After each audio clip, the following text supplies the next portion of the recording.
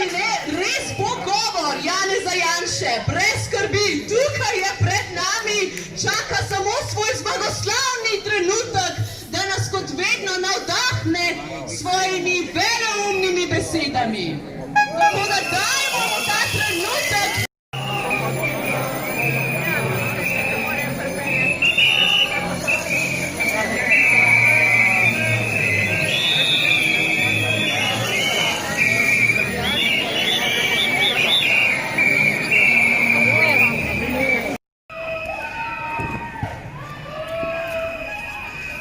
Janez!